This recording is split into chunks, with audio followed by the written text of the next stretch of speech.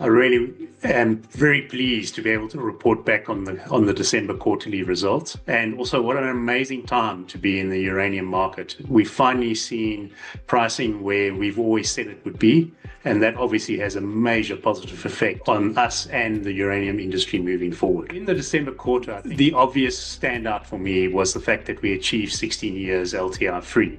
And what was significant about that was moving from effectively an exploration type operation with relatively few people to a full-blown construction activity with over 400 people on site, and managing to maintain an LTI-free record has been a significant achievement for the site team. Our early construction works have continued in line with budget and schedule, and when we talk in early construction works, you will be aware that we've placed contracts for concrete, we've placed contracts for the crushing of the drainage material for the heap leach, and also for the installation of the permanent water line.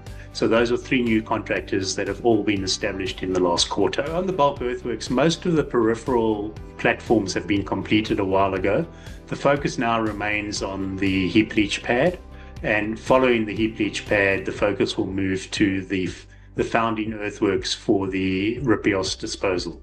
But right now, the main focus is on the heap leach, and we've got 3 of the 10 cells now completed, and the rest are moving ahead in line with schedule. The concrete contractor is effectively working across the entire dry plant area and at the moment, busy with the foundations for all of the structures required in those areas. We've had 2 significant pours. The first one was for the primary crusher, and then the biggest pour, which was just over 1,200 cubic meters, was for the foundation for the stockpile tunnel. And what was important around that, it's probably one of the biggest pours done in the region in the last couple of years.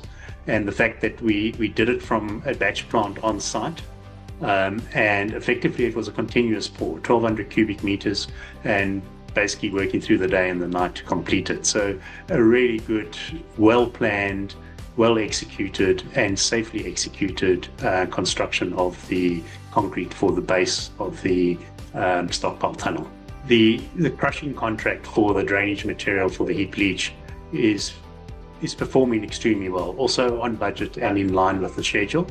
And once again, also a Namibian contractor. To be able to install the drainage, it requires a fair amount of interrelation work between different contractors. So the focus of the contract is actually to build up a stockpile of stone.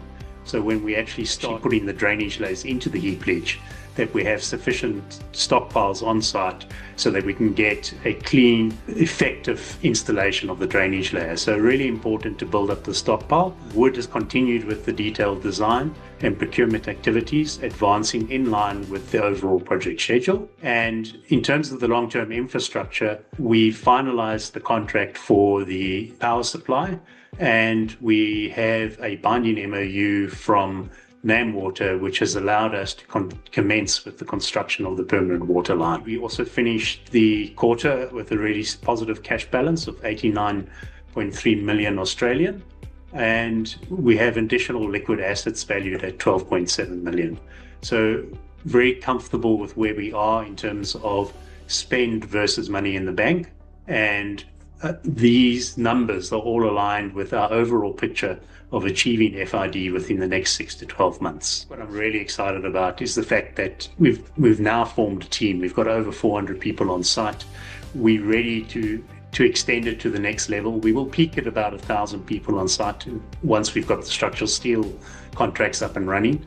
But the way the team is working, so the combination of the contractors, the wood site management team and our own site management team remains a positive for me in terms of, I know I can trust them to deliver in accordance with budget and schedule. I'd like to wish everyone a safe quarter, and we look forward to continuing our own LTI-free execution over this quarter.